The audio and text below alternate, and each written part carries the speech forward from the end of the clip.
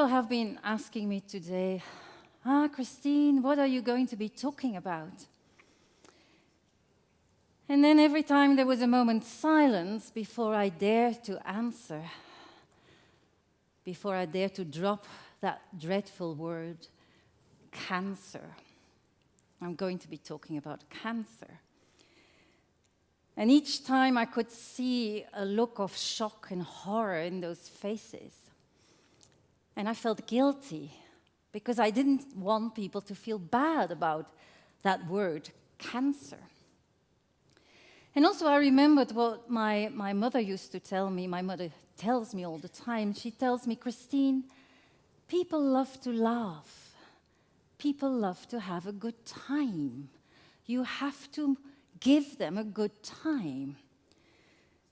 And here I am talking about cancer. So sorry, Mommy, I won't do it again, just for once. I'm going to be talking about cancer. And I'm going to be talking about the art of engagement with a person who has been diagnosed with cancer. I was such a person. Last year in October, I was diagnosed with cancer, with breast cancer.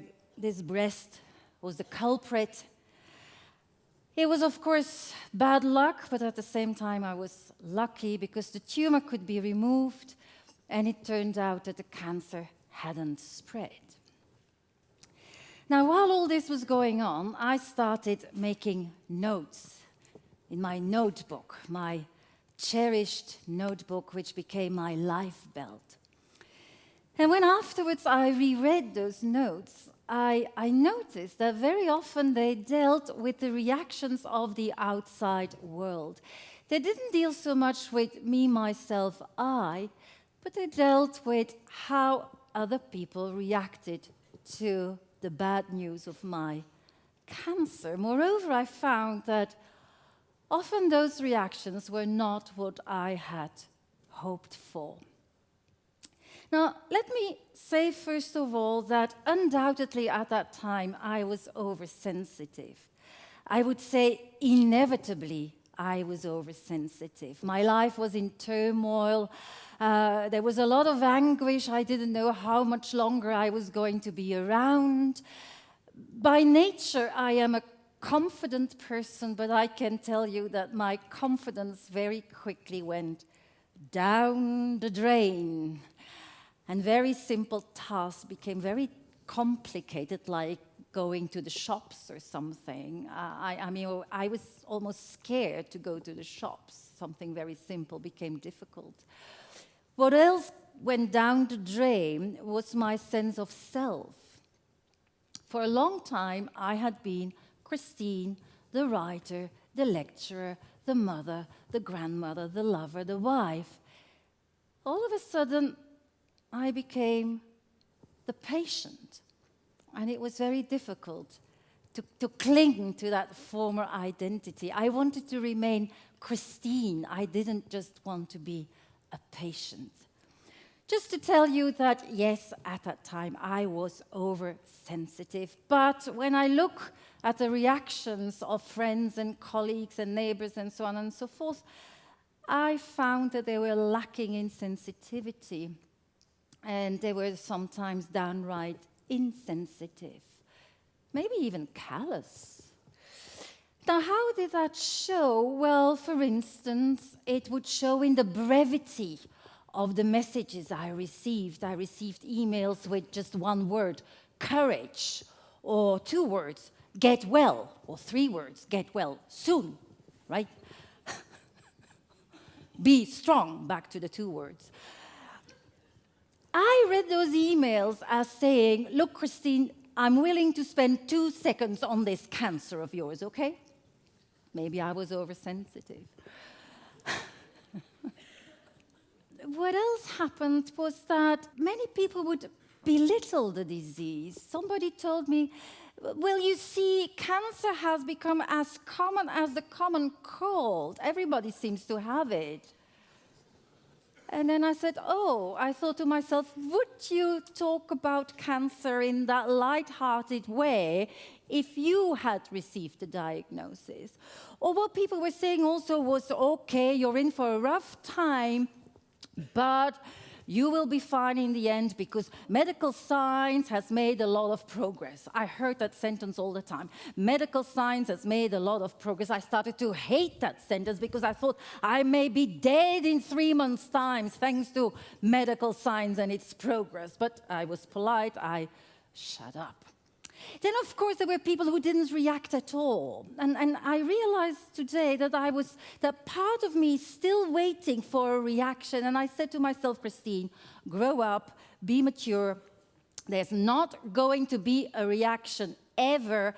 Those people are not your friends. Forget about it. They are, at best, acquaintances. Other people would give me an update about their mammographies. Everybody told me about their mammographies. And they would tell me, yes, you see, I'm fine because I've had a mammography. And then I felt like saying, look, the mammography is not going to protect you against cancer. At worst, it's going to detect the cancer. That's what a mammography is for. I felt like telling people, look, unfortunately, you are not immune. Unfortunately, you too, since you have a body with DNA and so on and so forth, you too can unfortunately get cancer. You too can be a patient. You are not immune. And finally, a lot of people started talking about other cancers. They talked about the cancer of a nephew, the cancer of a father, the cancer of a neighbor, of a colleague. And there was this inward voice screaming, I don't want to talk about other cancers, I want to talk about my cancer. Oh my God, I was not a nice person, I think, at the time. But I kept this to myself. But you see, for me at the time, there was one cancer in the world, and that was my cancer, and I wanted some attention for my cancer.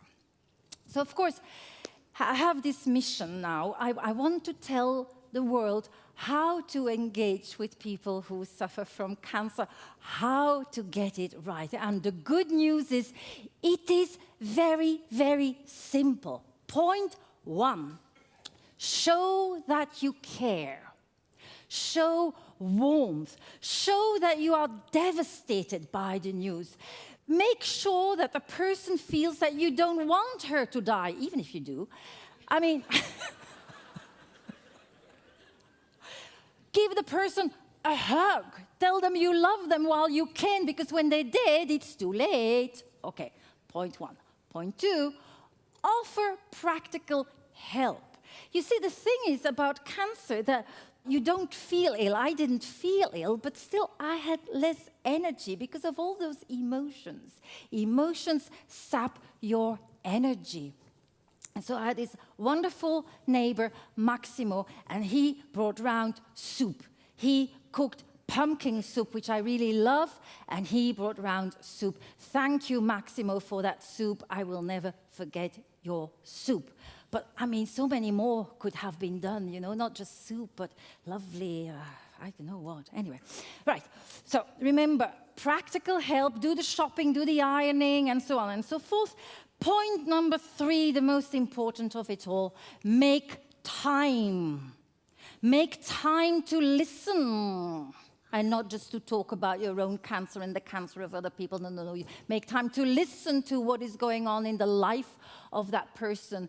And make time to spend some time together, to go to a movie, to go for a walk, to go out for dinner, maybe to watch television together, or to just sit in silence and cry together. If you do that, point 1, 2, 3, you will be a true friend. And now you will say, well, why is Kristien telling us this? Why is she sharing this with us?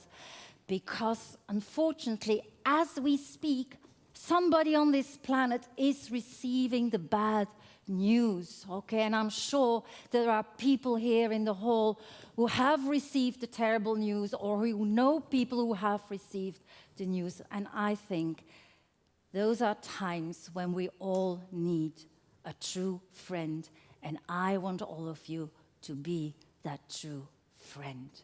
Thank you.